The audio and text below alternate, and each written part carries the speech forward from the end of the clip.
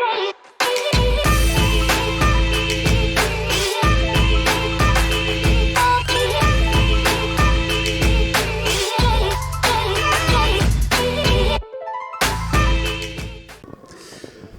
Lenihan for Boxing Social in association with William Hill, Empire Fights. I'd like to be joined by two-time world champion Mr. Leigh. Leigh, saw you in New York. You were there picking up an award, Fight of the Year for obviously that best fight I've seen live between yourself and Mr. Michael Conlan.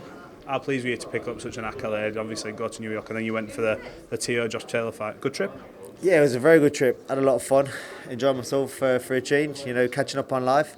That accolade that I've been nominated and actually received that award from various outlets. Ring Magazine, Boxing Writers Award recently of America, British Boxing Board of Control. So yeah, it's nice to be recognised for the fight. Obviously, it takes two. So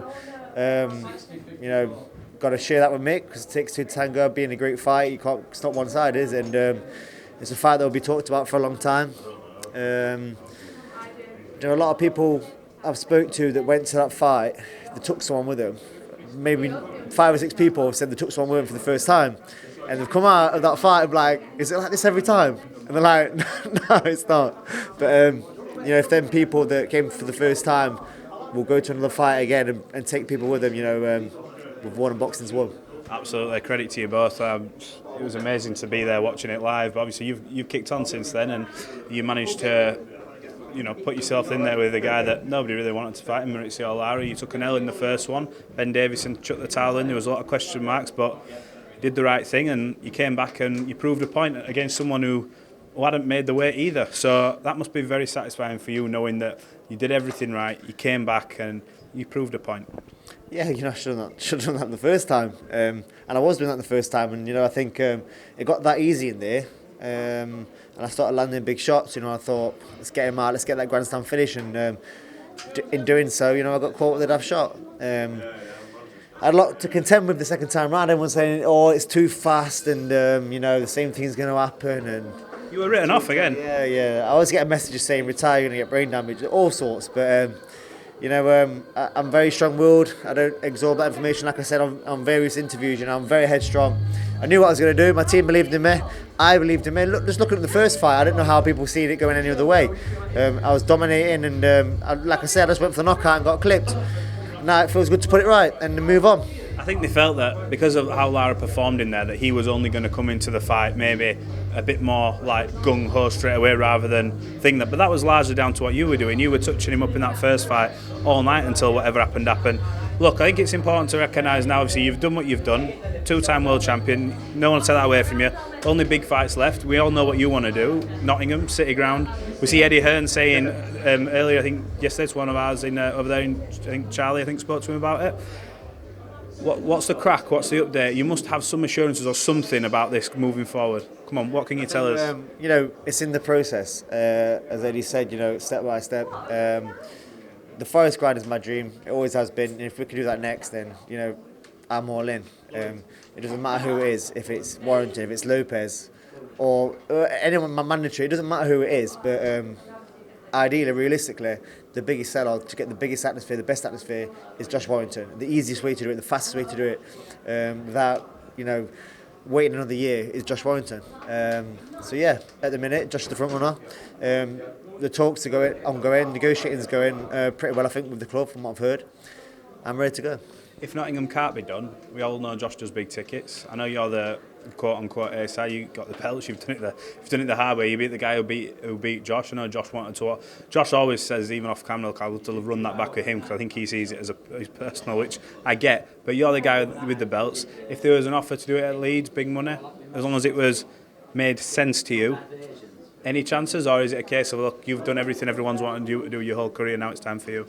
Yeah, I want the City Ground. I want to be in Nottingham. I'm champion as well, so worst case scenario, I'd think about it, but I wouldn't say I'd do it, but I'd think about meeting him halfway. But I don't think I would. I think Nottingham's the place to be. For me, I've earned it. I've done it the hard way. I'm confident it's going to get done. The City Ground's my dream, and I don't want to talk about anything else, and I'm trying to attract it, and and focus on it. And by the sounds of it, it's going to happen. It seems positive. Eddie seems to be saying the club are on board, and I suppose it just depends on dates, timings, because they've got another season, in the Premiership, doing good things.